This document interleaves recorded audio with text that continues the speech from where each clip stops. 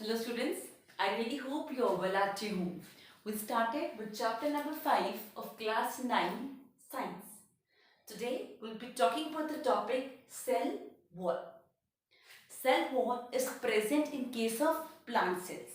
Okay. For example, what do you look whenever you look around, what do you see? You see plants, right?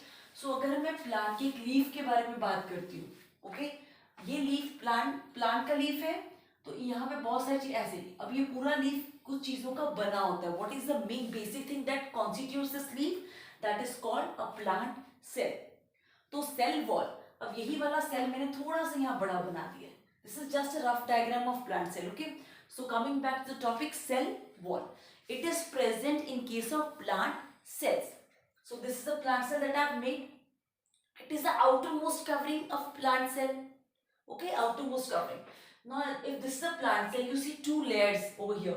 This is first layer that's covering, then the second covering. What I'm saying is the outermost covering is cell wall. Okay, this is cell wall. किसको cover कर रही है ये? This is plasma membrane. So cell wall is the covering of the cell that is present outside the plasma membrane. तो ये plasma membrane को cover करती है. Next thing is of what thing it's made up of. It is made up of cellulose. तो cell wall जो है किस चीज की बनी है? सेलुलोज की. Now what is cellulose? Cellulose is a very complex substance. Complex substance. अब कॉम्प्लेक्स का मतलब क्या होता है? अगर मैं इतना सा पीस लेती हूँ सेलुलोज का, तो इसमें बहुत सी चीजें हैं, छोटी छोटी छोटी. Okay, complex thing, it's a complex thing. Complex का मतलब है वो कुछ छोटी चीजों से बना होता है. Okay, so cellulose is a complex substance. Okay, and it provides structural strength to the plant. मतलब अगर कोई स्ट्रक्चर के लिए रिस्पॉन्सिबल है प्लांट सेल की, who is responsible? Cellulose. Okay, एक पर्टिकुलर शेप होती है. वो even call this cell wall as a rigid outer covering. हम इसको रिजिड आउटर कवरिंग भी कहते हैं. आउटर कवरिंग तो यू नो कि सबसे बाहर यही प्रेजेंट है. रिजिड का मतलब है ये ना चेंज नहीं होने देती शेप को जल्दी. For example you are looking at a leaf. अब अगर किसी लीफ को देख रहे हो किसी प्लांट के, generally it's of same shape ना, तो वो शेप कौन मेंटेन कर रहा है? Cell wall. किसके कारण? सेलुलोज के कारण, जो उसकी सेल वॉल में है. Okay, now I told you withstand changes. Cell wall helps the plant cell to withstand changes. मतलब अगर कोई भी changes आता है, for example we take nowadays, आजकल क्या हो रहा है? The summers are there. Okay, summers they have started. Sometimes it rains. अगर आप किसी लीफ को मॉर्निंग में देखते हो, इवनिंग में जनरली उसकी सेम शेप होती है, unless otherwise there are certain other cases, but leaf की शेप सेम होती है. Who keeps the shape same? Cell wall. Okay, now since we are talking about withstand changes, तो कुछ changes की बात करेंगे हम यहाँ पे, जिससे हमें ये पता लगेगा कि सेल वॉल कितना इंपॉर्टेंट है उसकी शेप को मेंटेन करने के लिए. So now we have taken a plant cell. Okay, first thing you have taken a plant cell, you have to keep it in a beaker. That beaker has got hypertonic solution. See, don't get confused with these terms. I have already made a video on these terms, the previous video that I have made. Please go through that video to understand this term and the topic as well, because this point is very important. Okay, now I take a plant cell, and in this plant cell it's kept in a beaker. The beaker contains hypertonic solution.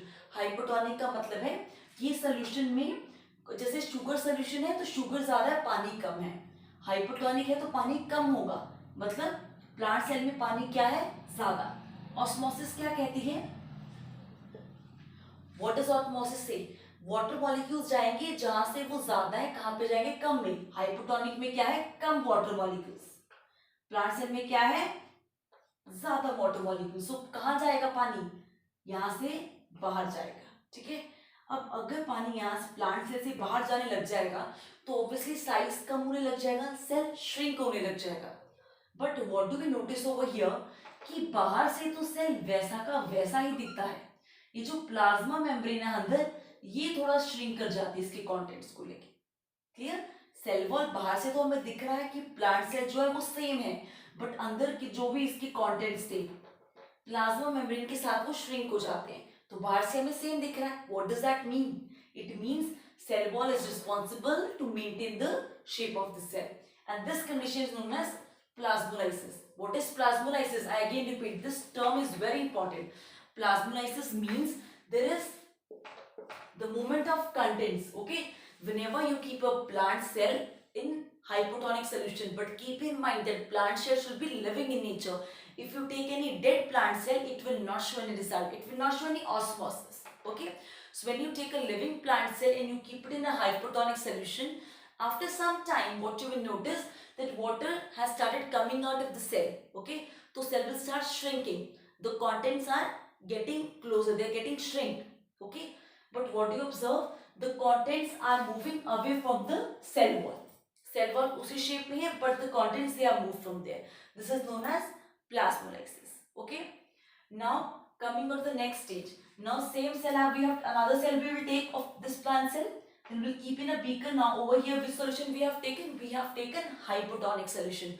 hypotonic solution का मतलब होता है कि पानी इसमें ज्यादा है, तो सेल में क्या है, पानी क्या है, सेल में पानी कम है, तो व्हाट ऑस्मोसिस सेज, ऑस्मोसिस कहती है पानी ज्यादा से कम में जाएगा, ज्यादा यहाँ पे था तो ये अंदर जाने लग जाता है पानी।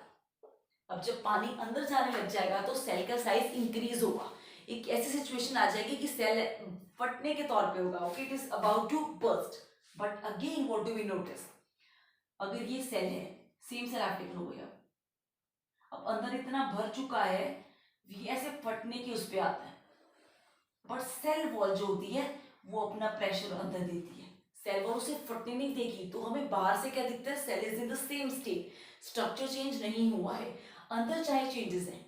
Okay, so what is the meaning of withstand changes, चाहे सेल स्वेल हो रहा हो चाहे वो श्रिंक हो रहा हो, बाहर से हमें सेम दिखता है, तो who maintains I think cell wall. I hope you are clear with these two conditions in which there were changes in the environment of the cell.